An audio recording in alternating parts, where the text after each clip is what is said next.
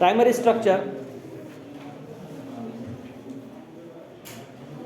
the whole plants are growing. First of all, that the seeds are formation from the two parts are important, from plumils and radicals.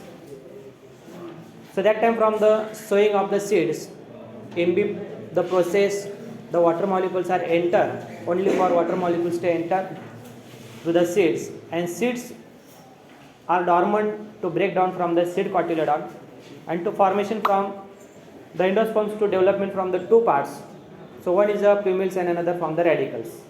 तर सुरुवातीला आपण जर पाहिलं तर त्याच्यामध्ये काय असणार आहे की ज्यावेळेस त्या सीड आपण जमिनीत लावतो त्यावेळेस मात्र त्या सीडमध्ये वॉटर मॉलिक्युल्स हे एंटर होणार through the imbibition process only for water molecules to absorb and that time the endosperm are cotyledons to break down from the cotyledons and to formation from the two parts are important from radicals and plumils.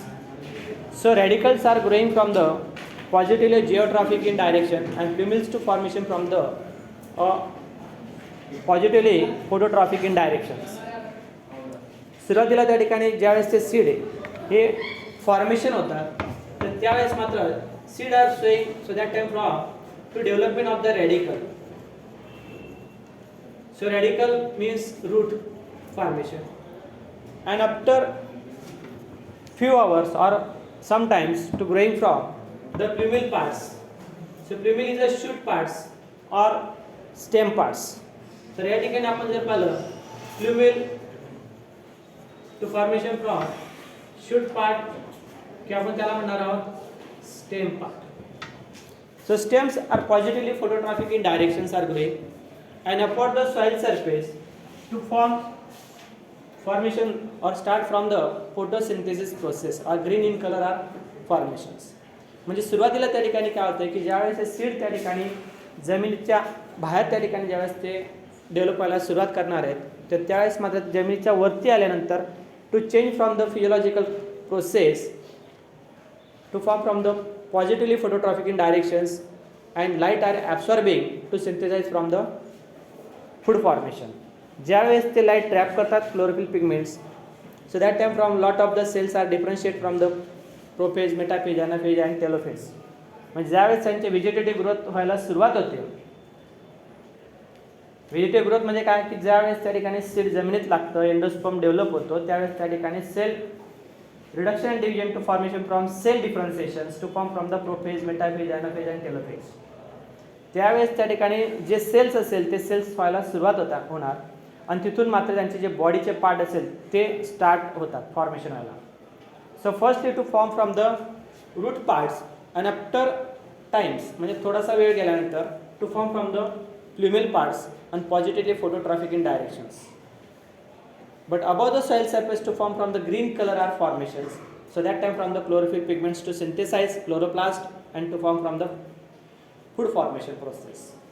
तिथं मात्र लगेच त्या ठिकाणी food formation होणार and to development of part of the internal part of the anatomy to start. मग त्या ठिकाणी मात्र आतले जे बॉडीचे जे पार्ट असणार त्या ॲनाटॉमीच्या तो मात्र तिथून सुरुवात होते.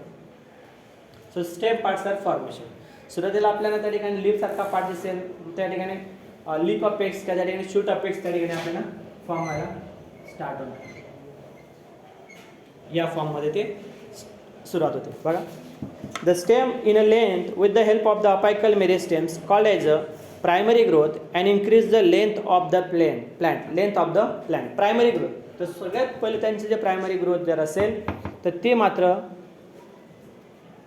सीड सोईंग केल्यानंतर रूट आणि शूट फॉर्मेशन होताना त्या ठिकाणी होत असते. So plant body develop from the embryo into root and stem. Plant body develop सगळ्यात पहिले प्लॅन बॉडी जर डेव्हलप करत असेल सीड ज्यावेळेस आपण जर्मिनेट करतो त्यावेळेस त्या ठिकाणी फॉर्मेशन होतात रॅडिकल आपण त्यालाच म्हणणार आहोत त्या ठिकाणी root parts. Most primary growth occurs at the apex or tip of the stem and root. Apex of the tip of the stem or root. एक तर त्या ठिकाणी स्टेमचा पार्ट आणि दुसरा जर असेल तर त्या ठिकाणी रूटचा पार्ट त्या ठिकाणी फॉर्मेशन होतं. Subsequent cell elongation also contributes the primary growth. The growth is shoot and root during the primary growth. Plants continuously seek in water and sunlight. Continuously suck a water and sunlight. तर त्या ठिकाणी सुरुवातीला आपण जर पाहिलं, so continuously are sucking parts or continuously to absorb from the water molecules through the first of all imbibition process, after from the osmosis, and next part from the diffusion process means higher concentration to transfer of the lower concentration of the water molecules or sometimes from the solid molecules. म्हणजे त्या ठिकाणी काय होणार आहे की एक physiological process start होणार आहे. First of all that the primary growth but after to formation from lot of the physiological process to start.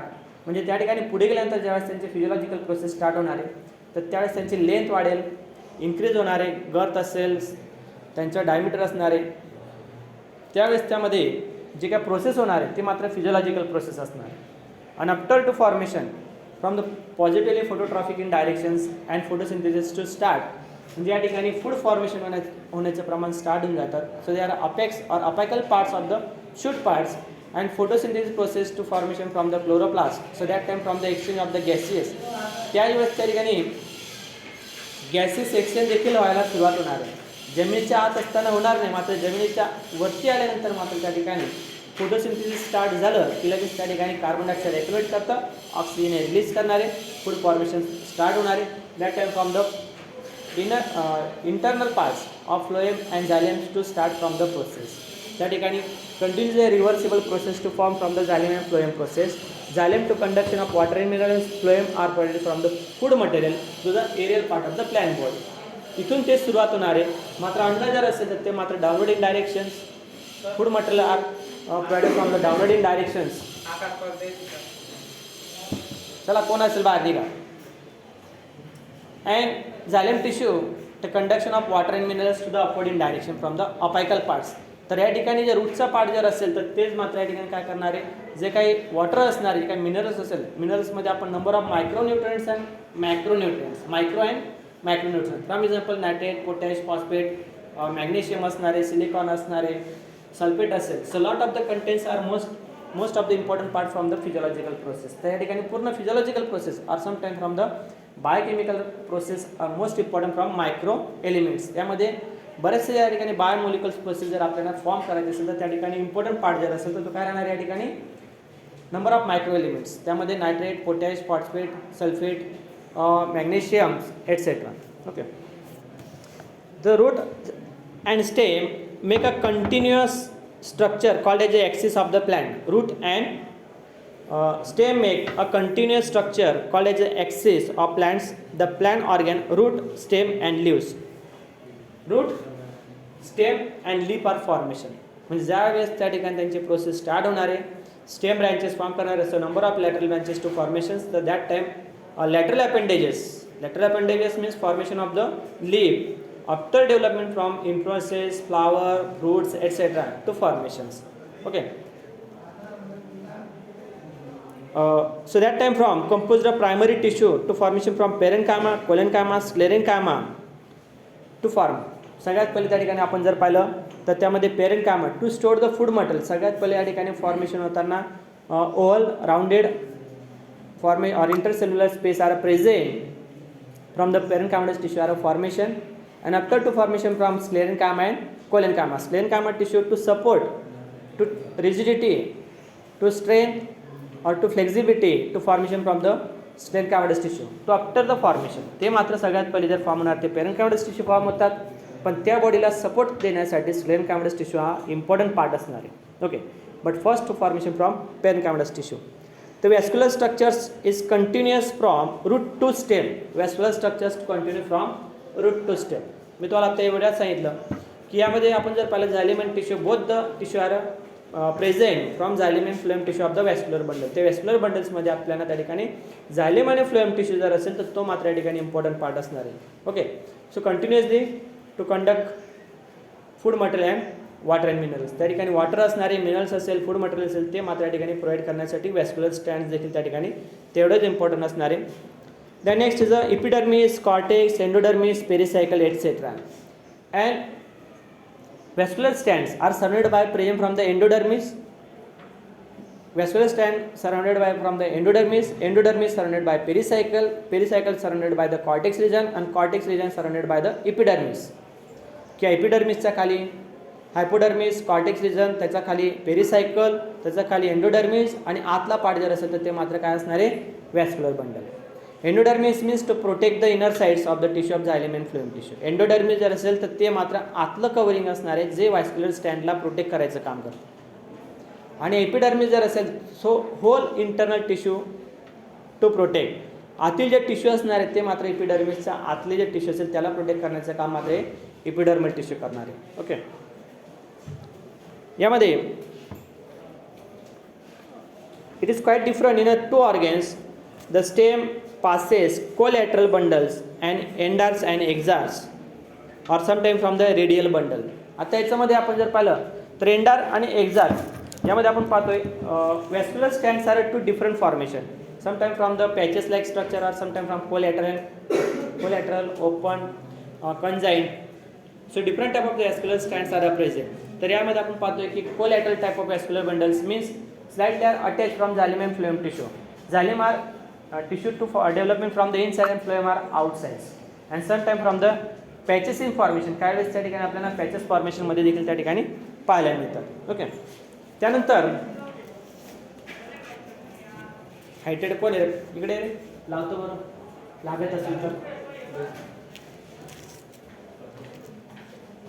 Height मोठी असेल तर त्याचा फायदा होतो थोडासा. Very good. तूच काढून देतो परत. नाही जाते फक्त आतमध्ये अडकला का थोडंफार कॉर्नर तिकडच्या मागच्या कॉर्नरला. हा बस राहू दे. आता याच्यात इन शॉर्ट मी सांगेल जवळपास तुमच्या प्रॅक्टिकलमध्ये देखील त्या ठिकाणी आहेत सेकंडरी ग्रोथ ऑफ आणि primary growth of vascular stands म्हणा किंवा त्या ठिकाणी